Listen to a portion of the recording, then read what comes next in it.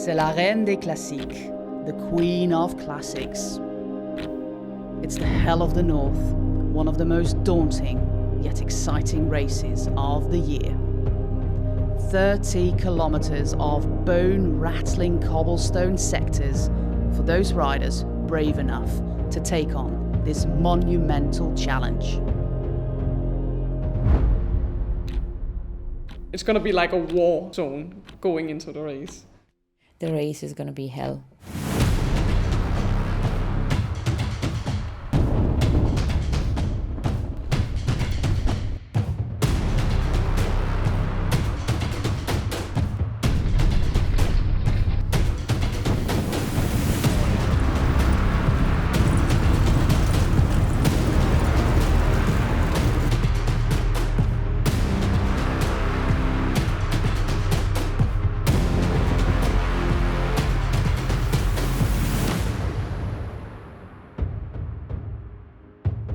This is cycling history in the making. Only one woman can win this. Only one will be the very first winner of Paris-Roubaix.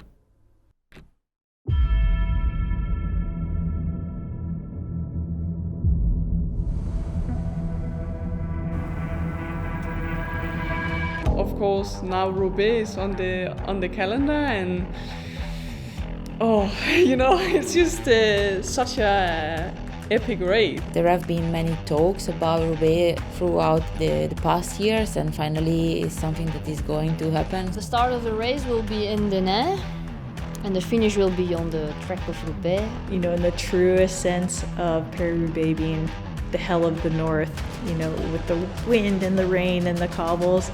And I just want to win it, and it's the first time, we are having it in women's cycling, and how crazy would it be to win it, the first women edition of Paris-Roubaix. Is the race. Yeah, I think one of the hardest things will be that nobody really knows what to expect. It will be a big fight towards the first cobblestone sections. I don't like if we are treated like girls, like we're treated like women. We have men and women. We have Saturday the opportunity to show that on this beautiful race. Look at this, we are finally here after 117 editions for the men and a year-long wait for the first women's edition. Tomorrow is the day. We are going to ride Paris-Roubaix. These old roads are used normally by tractors, but one day a year, this is the arena for one of the most historic days of bike racing. This race is called the Hell of the North, and you can really actually only truly appreciate the nature and the brutality of these cobbles when you're standing on them. These are rough, there's weeds everywhere, and if you add some dust or maybe even some rain, some puddles, and you can't even see how deep they are, that makes for a really, really big challenge. And these roads, they're not made for bicycle tires, they're made for big tractors. And it's not only this one, it's 17 of them, 17 long stretches of bumping around on your bike, trying to stay upright, trying to stay in the peloton. It's going to be a fight every kilometer of the race.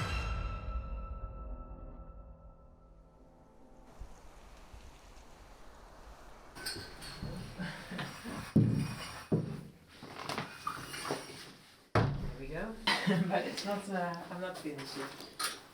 No, because I got all my new clothing, so I thought I'd just put it straight away in my bag. See?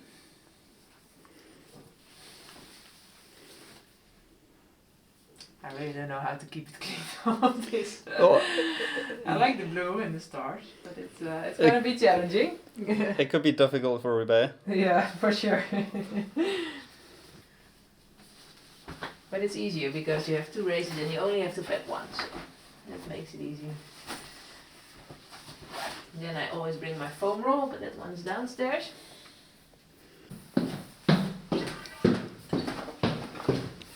I always put a lot of pressure on myself, and especially for a race like this, which I know is suited to me. We also have a lot of staff here. We have the team is preparing super well for it. It's incredible. But also that gives me some pressure, like everybody is doing this. I mean, not just for me, of course, for the team, but yeah, it's such a huge thing, and there's so much work and effort and time and money and everything into it. Yeah, so we better make it a good one. Yeah, for sure. For me personally, it helps that I won already these two titles, and I'm very satisfied with my season. So I also see it as a bonus, whatever comes now. What's the dream for this race? Yeah, there can only be one dream, of course. To win it. I mean, it's a great race. It's the first time it's held for women. And yeah, I mean, you're not going to dream of a third or fourth place. I mean, yeah, there's only one thing that's the highest we can reach. Well, we did a recon of this Paris-Roubaix. It made us more aware of what we are going to face. The cobbles are terrible, super rough, and your body's gonna be thrashed, and you're gonna get blisters, and you're gonna get bruises on your forearms. And I've heard a few people say like it's a very heavy course, and of course having to consider blisters and things like that. I mean, everyone's telling us stories. So I was expecting just like the absolute worst sort of cobble riding. If I crash and break all my bones, it's gonna be such a shit show. Hopefully not. Hopefully not. When we did the recon, actually, I just really felt like, hey, it's not so bad. The cobbles are maybe a little bit rougher compared to the ones of Flanders. I love the cobbles. I think it's gonna be such a nice race for me because it's not too hilly, it's flat. Although on a recon with your teammates that are friendly and you're helping each other on the cobbles, that will not be what it feels like when you're racing with a bunch of people. Mainly, I think what will make the difference will be the weather. Probably it's gonna be not so nice weather, I don't know, in October, but I hope it's gonna be a little bit Danish weather, cold, rain. In the recon, we tested, some equipment, different tire sizes, different pressure, different rubber. I'm using 32 tires, and we're just discussing what pressure I need to go with, because I think the mechanics put a little bit too much, but let's see. We could check the new bike that we are riding for this special event. We are using the bike called Domane. This model makes us more comfortable on the ride. We have classic tires and different equipment for cobbles, and because we have so many cobbles. With the new Liv Langma that we have, it can fit wider tires. That's a real benefit to us to use the bikes that we race on all year. So we're really comfortable with that fit, with the setup, and we can just adjust the tire width and pressure. I think Paris-Roubaix is where the tech on the bike plays such a massive part. I mean, if you look at the bikes they were racing 10 years ago, 25mm tyres or 26mm tyres, compared to today's bike with front and rear suspension and 30mm tubeless tyres, remote shifters on the handlebars. Tech really makes huge difference at this race for the rider. So I have my toolbox with me. If something happens, worst case, the rider comes to me, I'll help them out. I look to the points. I also have a map to see where our bidon guys are with wheels or bottles to keep Ina up to date. You don't know where the car is, so we have a lot of people on the road. We call them the bidon guys. So they are almost, I think, even in this Roubaix, at every sector, at least 1 or 2 people with wheels, bidons. If something happens, I think as a mechanic for this race, you're a little bit more, let's not say stressed, but so many things can go wrong in Roubaix, so it's fingers crossed till the finish line. And let's hope we're the first there, but we'll see. Ellen has been a lot back and forward with tubular, tubeless, so she's been trying both. Who knows? We'll see Saturday what she's gonna run. Reading these ones on the cobbles, right? Honestly, I'm one of those people who doesn't know what they're riding, and Okay. I just expect Yes, you get tell me what tubeless. I'm doing. Okay. You try tubeless.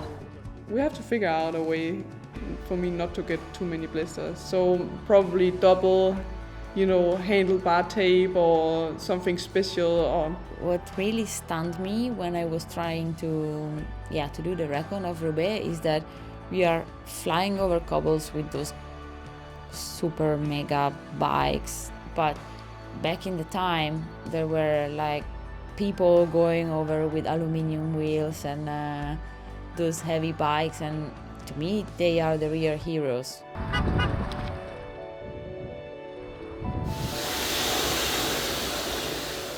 We are very excited to present to you a new team on the run-up, and that's the Spanish team of Movistar, with a superstar Annemiek van Vleuten, Emma Norsgaard, but also a young range of talents from Spain itself.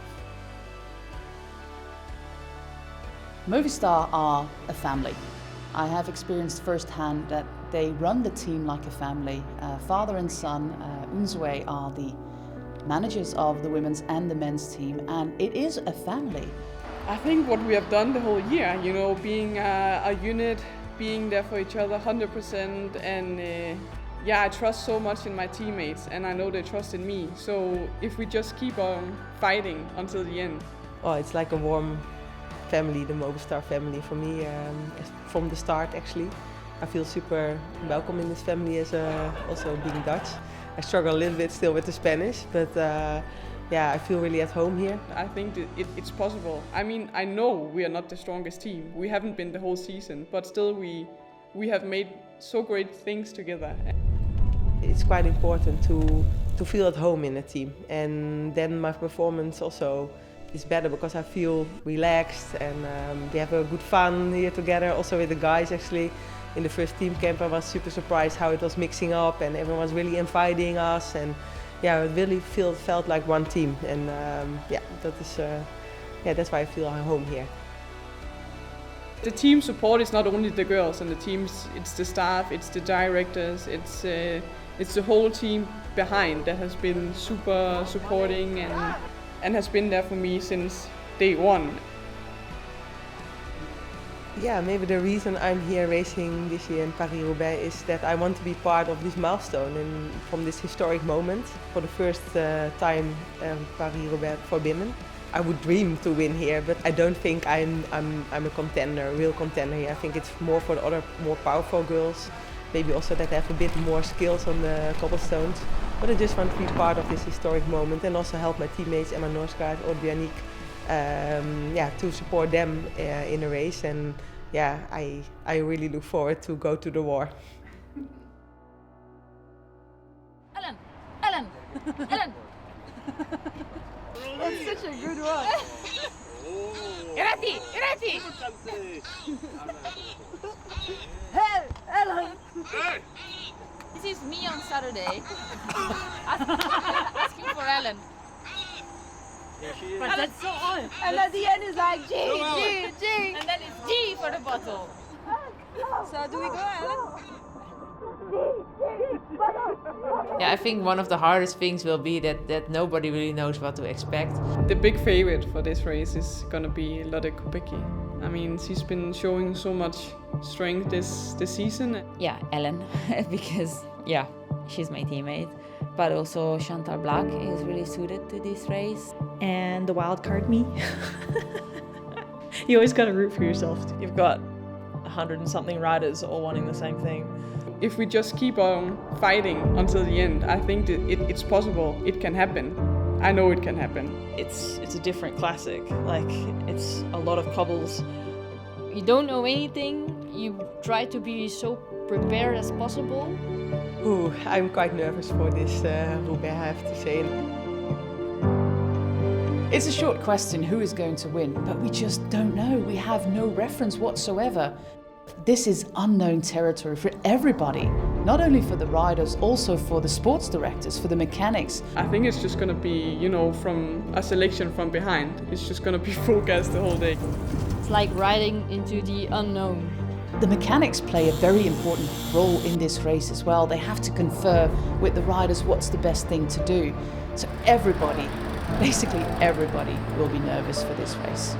There's always crashes, punctures, anything can happen, I think, and you never know in this race. I am really looking forward to this race because anything can happen. You have to be prepared for everything. For flat tires, for crashes, for rain, for wind, for everything, and it will make for one of the most dramatic, unexpected races that we are going to see this year. Yeah, there can only be one dream, of course, to win it. It's so unpredictable. You know, in the end, you just have to see how it is, and then maybe I think from the gun, you will see French riders going full, like crazy. The women's peloton faces almost 30 kilometers of cobbles, but they do include 2 of the 3 most daunting sectors, Carrefour de l'Arbre and Mont-Saint-Pével. This is about having the strongest legs, but also having the most luck. How crazy would it be to win it? First women edition of Paris-Roubaix.